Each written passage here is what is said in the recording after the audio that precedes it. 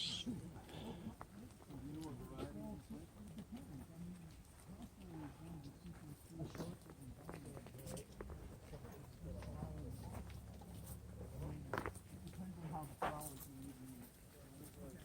know, if it's bleached, highly processed flour, it's different than see how harvesting grow better, pressure pouring adding water to it. It'd be a great place for camping. I'm not worried about calories or fat content or nutrition. If you just eat real food, you're going to be in good shape. You don't worry about it. But we get so into convenience and everything that we lose track of what's really good for us. Is this for much? We're doing a ground cover experiment right now. So we're trying different seeds with different, we're trying some with straw and some just plain, and seeing, my theory is we lose a lot of the seed that we use for ground cover to ants. I watch some of these red ants, man, they just work all day long. Each one just picks up one seed, but there's like 1 million of those ants working day in and day out, and it's like, they just clean you out. So we're working on just different, this is an experimental grove here. It's not pruned or trained or anything the way we normally would. What I did to start with, this 2 acres, I looked for any variety of tree that I could find. I went to nurseries, I went to UC Riverside, I went to UC Davis, cajoled them and coerced them to give me whatever they had, so I could plant some things that hadn't been planted here in California before, to see if any of the trees wouldn't do well or do better or whatever, how they grew. The first thing we found out is the olive trees are a lot like people. They all like Southern California. So there wasn't one that didn't like it. So now we're looking at other things. We've let these trees kind of grow on their own with minimal pruning to see if there's any difference in growth habits. Now that they're much taller than we normally would have our trees, so they're shading out the whole area. Normally we'd have them pruned so there would be about, these are spaced 15 foot by 15 foot, so we would have about 2 feet of area in the middle that would be not quite totally open to sunlight, but have a predominance of sunlight. And what we're looking for is ground cover that we can grow closer to the trees, that will grow in the shade. Because ground cover in the shade is always a challenge. So that's the experiment that we've got going on right now. Because ground cover, well, no, because ground cover is, I don't understand farming without ground cover. For everything. It's for keeping the balance in the soil, it's moisture penetration. The best way to look at it is go anywhere in nature, and there's not one space that is going to be there that doesn't have something growing on. And we do a lot of growing out in the desert. And if you drive through Anza Borrego right now, it looks like there's like wide open areas of just like kind of sandy, but once it starts to rain, that whole area is covered with something. Mother Nature abhors a vacuum. And something's going to grow there. It's whether you want it to grow there or not. And so what we're trying to do is make sure, or you have to work really hard to make sure nothing's going to grow there. And if you do, eventually that soil is going to become very unhealthy. You know, you're either going to be using weed killers or tilling or doing something. All the work that you put into having dirt is not healthy for the soil. We grow some olive trees for homeowners in the area.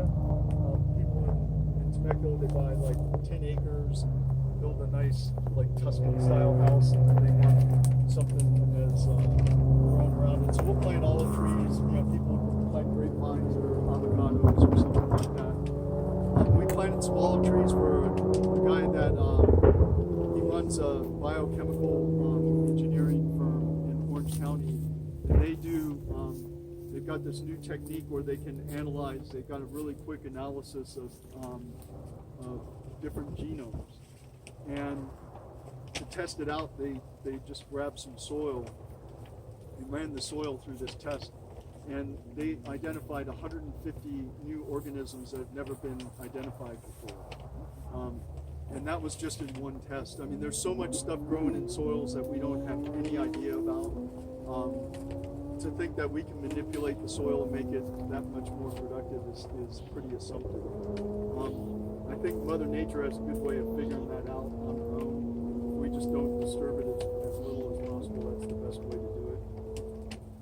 Our philosophy is really taking care of the soil, and the soil's going to take care of the tree, and the tree will take care of the fruit, and then we'll take care of the fruit afterwards. Well, it's interesting when you look at what you have over there, which looks as if the ground cover really just consists out of the leaves. And that's what it is. And this is what we have 5 olive trees almost this size. Right. And I mean, there isn't anything else growing unless you make it grow, because that cover actually goes right to there. Yeah. I don't need to do anything else. So I wonder why you go to try this if you have that already. Well, because olive trees are allelopathic trees, like a lot of different trees. So those leaves are working for the olive tree to kill off any competitors. The other thing about Mother Nature, if you look in nature, is rarely do you see monocultural things. You know, in the wild, olive trees aren't growing in nice rows, all together. There's other things growing amongst them that are feeding the soil, making for a more balanced biome. You put anything monoculturally that own the landscape, and they're going to try to take it over. Except for humans, we don't try to do that. But other things, right? So the olive trees are really trying to take over this whole environment, which is really cutting down on the diversity of the biome and the health of the soil and everything. So we have to try to keep it in balance by kind of forcing the issue with having, because what we're doing with that is we're leaving it that way, and we're looking at the productivity of that soil versus this soil, and looking at if there is really a difference. And the cover crops have roots. Yeah, the water penetration in that soil is a lot less than in this soil, because that soil hardens underneath the leaves and the water runs off.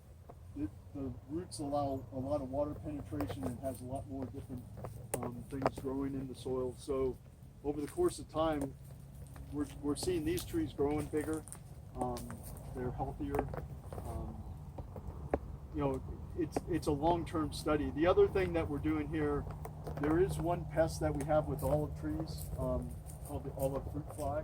I don't know if any of you have olive trees and notice that you now have worms in your trees sometimes. The olive fruit fly came here from Europe about 15 years ago, and it's just taken over. Especially here in Southern California, where we have a nice climate. Pests are like people, they like the same areas. If it's nice and moderate, you're going to have lots of pests because there's not a lot to kill them off. In this area, we have a lot less pressure with olive fruit fly because it gets really hot in the summer and cold in the winter, so the populations aren't as big. Where we're growing closer to the ocean, we have a lot more problems with olive fruit fly because it's not getting hot enough in the summer or cold enough in the winter to kill them off. So what we don't use any chemicals in growing our trees. We're trying to make the inputs as little as possible. But with the fruit fly, we do have to work a little bit harder. We use a product called kaolin clay. It's a white powdery clay we mix with water and spray in the tree and coat the fruit so the olive fruit fly won't lay its eggs in it. It doesn't like the texture of it. It won't lay eggs. So as long as we keep the clay in the tree at the right times of year, we can really cut back on the problems with it. Towards the coast, our trees will look like we just flocked them. They'll be white with clay because we want lots and lots, because we have lots of problems with them. In this area, we don't have as much of a problem with it, so, but we're still vigilant with it. The fruit fly can be a problem. Other than that, we have no other issues with pests. Yes? Yes. Does your dirt have any effect on the Straw, one way or straw, another? straw, grab machines helping with the ants? Well, the ants, we're hoping that it does, because we've got other areas where we just put the seed down and it hasn't done as well. And it also helps with the moisture too, especially on dry days. So the straw definitely makes a difference, and it's going to decompose into the soil and make it a little bit better.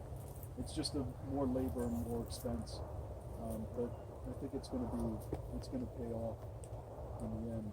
And it does deter the ants. It makes it harder to get the seed that's laying right there on the soil. Makes them work a little harder, but they seem to not mind hard work anyway. I'd love to employ a bunch of those guys. If I could just make them bigger, but then they'd be really scary. They would. Have you seen the electron micrograph of an ant's face? It's like weird. Yeah. I mean, true. So what's your cover crop? It's a mixture of different native fescues and wild grasses. This one is. And what about irrigation? Because it looks like some places We've got sprinklers at every tree. The olive trees don't need lots of water, but the one thing that we found when we first started, we had some olive trees planted at our property and the winery we had. But the first major production, we found a grove in Murrieta. It was 20 acres that was planted in the late 1800s and basically abandoned. And we found the owner and asked the owner if we could pick the fruit. And the first year we picked the fruit, brought it to a mill up in Northern California, made olive oil, sat at the winery. My wife Nancy and Catherine, her partner, just filled all the bottles by hand, and we were selling them in the winery. The next year we went out there basically no fruit in that grove. Left on their own, olive trees are going to become alternate bearing, like a lot of different fruit trees. One year you'll have a big crop, the next year you'll have a really small crop. What we found with irrigation techniques, especially in the springtime when the trees are flowering, if they have ample water when they're flowering, they'll set a more consistent crop. So we can get a better consistent crop through irrigation. So making sure that we can give them the water that they need in the springtime is essential to get a good consistent crop.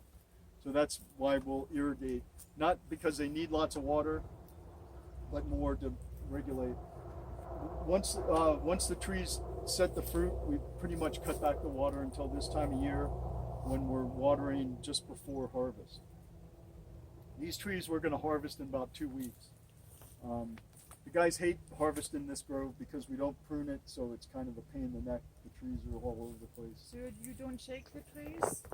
Because some of the harvest technique I see in Europe is just put a big Net down and shake the trees. And when are they doing that? We saw them do it in Portugal. And what time of year was it? December, January. Yeah. The fruit is really ripe at that time. Right. And it'll come off the tree. If we want to harvest more green fruit, it doesn't want to come off the tree. Okay. So you can harvest like that late in the season when the fruit's really black and it's falling off the tree. But early in the season, with green fruit, and we like to make olive oil with green fruit because we get a different flavor profile. It's higher in polyphenols, less oil content, but a whole different style of oil. That's kind of preferable to some people. I notice some of the fruit down here is pretty small. Is it larger on the top of the No, canopy? that's just the variety. Oh, okay. Some varieties are really small, some are really big. tedious job, I think. Yeah, it is. Well, growing the trees is super easy. I mean, we don't have to do anything. Spray the clay, that's about it. How can you see the greens between all the other greens? Well, they do start changing in the next week or so. You'll So you're start getting seeing. little They'll turn a little yellow. yellow. Yeah. But we're raking the trees with pneumatic and electric rakes, and we put nets down. That's what we use mostly. And children. Yeah. Well, it's funny. We can't get them to harvest. They're not Yeah. good at it. And that's where child labor laws. The little one they pick up. Yeah, pick them up off the ground. When we first started, I'm a child of the Disney era. I grew up on Sunday evenings. They always had a Disney movie on. You know, like Computer that wore tennis shoes, or some Kurt Russell movie. You know, when he was young, he was in all those movies.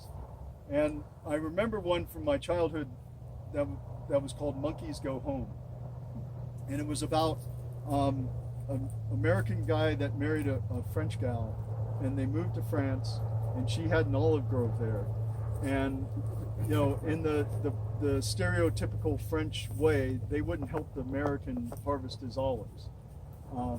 So he had to find a different way to harvest his olives. So he went out and hired a bunch of monkeys to harvest the olives. And then all the townspeople in France got mad because he was harvesting more efficiently and quicker than they could. And so they wanted to get rid of all the monkeys and pass a law to get rid of the monkeys.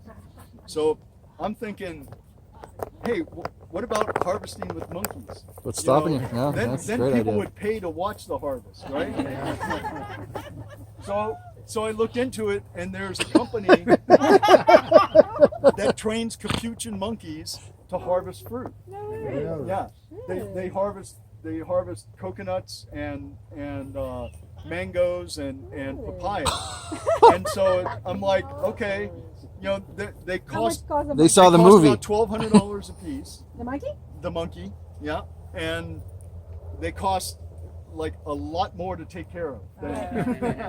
Even though labor's getting expensive in California, It's not there. for the 3 months out of the year that we're harvesting, that wouldn't be bad. People would probably pay to come watch it. But then I got monkeys on my hands for 9 months that I got to keep occupied somehow. And I've had children, and I know what it's like to occupy children. I can't imagine having a dozen monkeys that you have to take care of for 9 months. You have to open second growth in Brazil or something like that. Chile is actually what we're looking at. Then you could send the monkeys down. Yep. You Yep. get 6 months of it here. I mean, what if it's But then They don't getting get their visas and 401k. passports for these monkeys that are going Monkey Yeah. passport. Yeah, I can see traveling down to Chile with a pack of monkeys going, we're just here to harvest olives, don't worry about it. These are my children. They're just really hairy. But actually we are looking at some property in Chile to have an alternate. I've worked down in Chile and Argentina and Australia because I can go down there and work in the off season here and do everything because they're harvesting at a different time frame. So then you can have almost a half a year of production. And since we're about the 33rd Parallel. yeah, we're looking at the 33rd south, and that's right in the breadbasket of Chile production. So, and it's got the same currents in the Pacific and all that kind of stuff. So, A lot of good wines too. good wines. They grow everything there. It's amazing.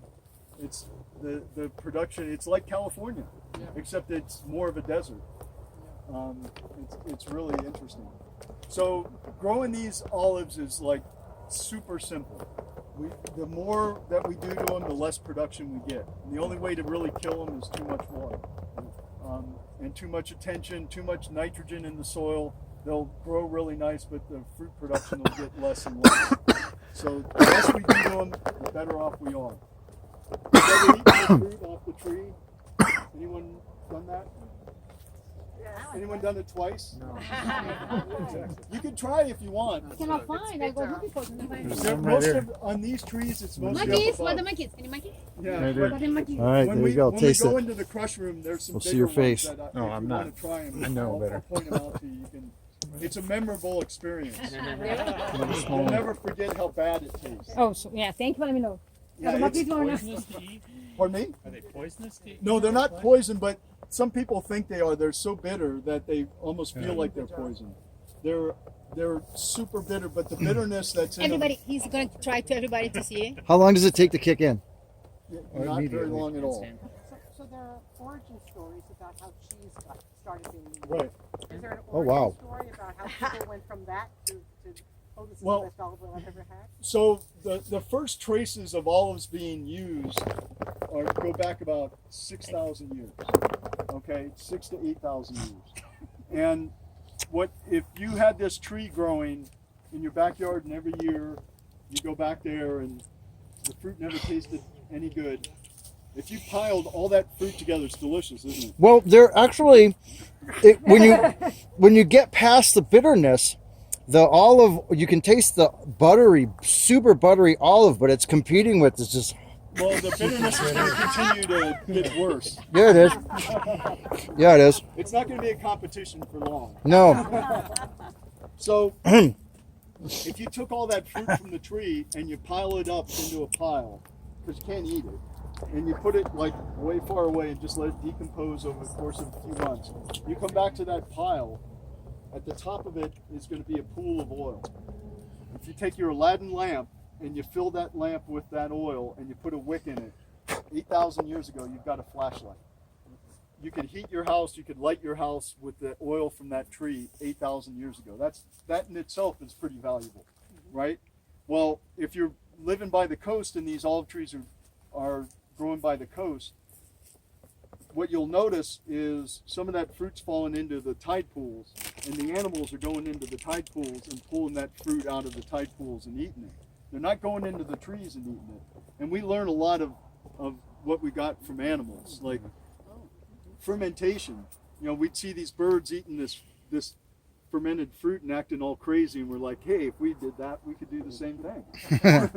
So these animals taking the fruit out of the tide pools and eating it, we taste it, it doesn't taste like the stuff on the trees. So if we pick all this fruit, throw it in the tide pools and let it sit for a couple months, now it's edible. All the bitterness, the salt water's pulling all the bitterness out of the fruit, and then we can eat it. So that's the first olives, cured olives, were just done in salt water from the sea, and then we just kind of got a little bit better at it. And then we figured out if we take some of the ashes from the fire, from a wood fire, mix it with water, we'd make a version of lye, and that would take the bitterness out even faster, and we'd get crunchier olives, and they'd stay greener.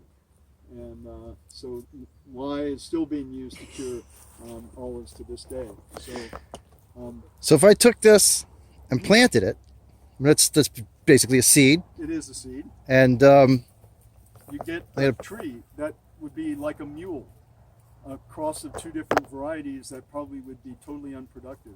really, Yeah. okay, because this is the experimental. Well, no, because most olive trees are pollinated by another variety. They prefer to be. There's very few that are self-pollinating. So Like avocados. I don't Type know that A, much type about B. avocados, except they shouldn't be grown in Southern California.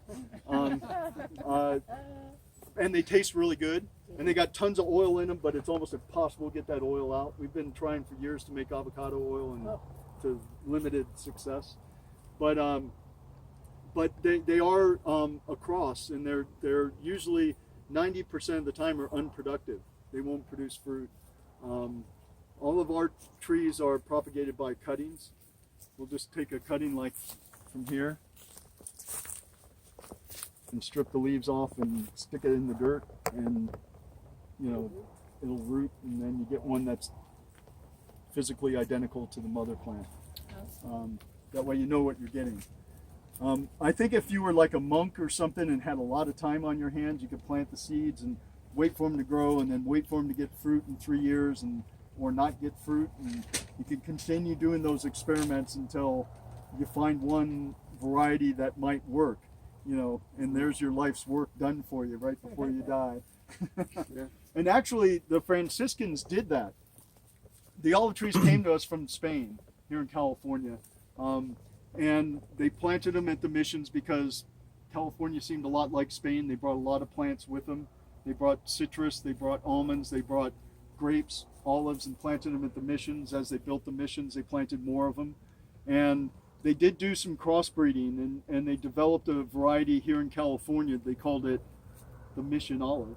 And that was a cross of some Spanish varieties that they planted here in California. And so that's kind of our native variety. And it does really well in California. It's good for table fruit. It's good for oil as well. So we do have a lot of mission olives planted here in California. You have only here trees for oil production. No, we have table fruit. Table fruit. Too? Yep, we do table fruit as well. In general, the bigger the fruit, the better it is for table, and the less good it is for oil. Usually the bigger fruit has more water content and less oil content. The teeny tiny fruit, we've got some varieties here. We have one particular variety from Tunisia called Chimlali. At its biggest, the fruit's about this big.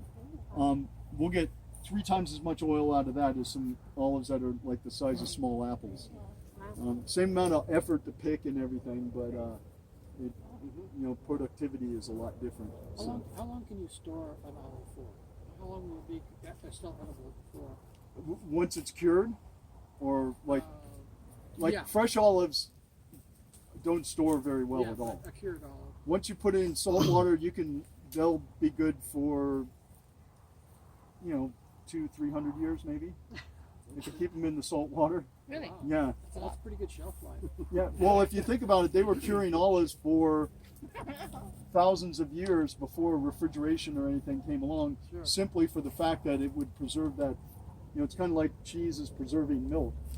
It's through because what's happening with the salt is you're also having a fermentation process take place. So you're raising the pH and everything, making that particular product storable for a lot longer.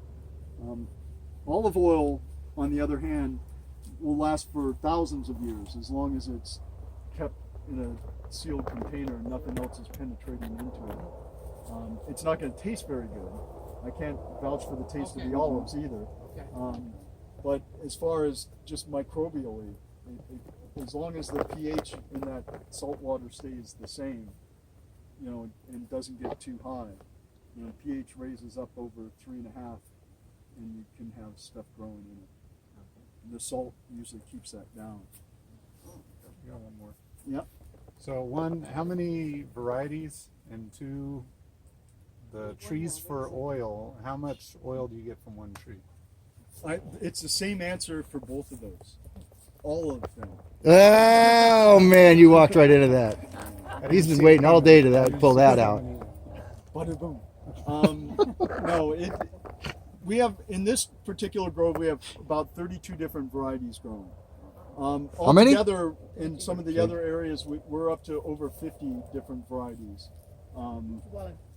So we're always looking for new varieties. We just got some varieties from Lebanon that are coming out of quarantine that we'll be planting, to see how they do out in the desert. They're supposed to do really good out in more arid areas. So is that a difficult process to bring it in from another country, quarantine yeah, and all that? especially California. Usually what we try to do is we try to get UC Davis to do it, because they're set up for it. So they'll bring in the plants, they'll quarantine them up there. Once they're out of quarantine, they'll give us cuttings that we can then try to propagate. So that's the best way to do it. To do it on your own without a certified nursery or something, I can only imagine. And they charge you for that? Yeah. It depends, if it's a variety that they think would be interesting, they'll do it on their own, and then they'll charge you for the cuttings. Sometimes they'll even give you free cuttings if they. Okay. It's working with the UC system is pretty interesting, because they're always looking for different. We're doing an experiment right now with the olive fruit fly in this grove for UC Berkeley, the entomology department. They located some parasitic wasps that are supposed to prey on the olive fruit fly larva, and so they did a release in this grove, and they come back twice a year and trap and see how the populations are doing. So they've always got experiments going on, and if you can work your way into working with them, then you get all the data and everything too. It's kind of cool. As far as how much oil is produced by a tree, it depends on. We don't really look at it by tree because we have different spacings. If in some of the older groves, the dry farm groves, they're planted 20 or 25 feet apart. So you've got like maybe 95 trees in an acre. whereas this is 15 by 15, so we have almost 200 trees per acre. And then we've got some groves that are super high density, planted like almost like hedges, and we'll have 500 trees per acre. So each of those trees, as you get closer spacing, are smaller and smaller trees. But the acreage doesn't change. There's only a certain amount of energy per acre in the soil or the sunlight hitting it. So usually, even if there's 500 trees or 100 trees, the productivity per acre is about the same amount of fruit per acre, if you're farming right. And so that generally equates to about 3 to 5 tons of fruit per acre. And it doesn't vary that much whether it's super high density or low density. So that 3 to 5 tons could be divided up by 500 trees or 100 trees. Then But it depends on which how productive. we're looking for the productivity per acre. Yeah, well, the oil content of those 500. Well, that's a whole different. That depends on variety. It also depends on when you harvest. We start harvest in October when the fruit's green, and we know we're gonna get less oil, but we're getting an oil that has a higher polyphenol content. We get a little bit more money for that oil, so it makes it worthwhile to do a little bit. Although Americans haven't really gotten into that flavor profile of the really green olive oil. It's very bitter, very pungent. It's not a flavor profile Americans really glom onto. We sell about 3 times as much of olive oil harvested from black olives that's more soft and buttery. If you go over to certain parts of Italy or Europe, they're using more of the green olive oil. They prefer that, but they also drink more bitter coffee, and they don't drink as much Coca-Cola and stuff like that like Americans do. We haven't developed that bitter. Once you acquire that desire for bitterness, you really crave it. It becomes a real nice flavor profile. But if you go to Starbucks, you're not seeing a lot of double espressos being served. You're seeing a lot of macchiatos and A lot of good food here. A lot of sugar. yeah, beer's the same way. I mean, bitter beer doesn't sell as fast as softer. Just ask Bud Light. Yeah, Right, exactly. Yeah, that stuff is awful. Yeah, it's different, and it's all. I mean, olive oil has lots of different flavor profiles. It has lots of different styles, lots of different varieties, but overall, there's not a better fat that you can put in your body than olive oil because it's fruit juice. We're just picking the fruit and squeezing the juice out of it, so our bodies are really used to that. And if you get it fresh, it's even better. The one thing with Americans is we really haven't had access to fresh olive oil, so we're not used to what fresh olive oil tastes like. If you're picking the olives, you let them sit for too long, they start to ferment, and once they ferment, you get a flavor in the olive oil that on the taste panel we call fusty. How many people know fusty? How many people buy olive oil in the grocery store? Costco. Then you know fusty. Okay. Because that olive oil is fusty. It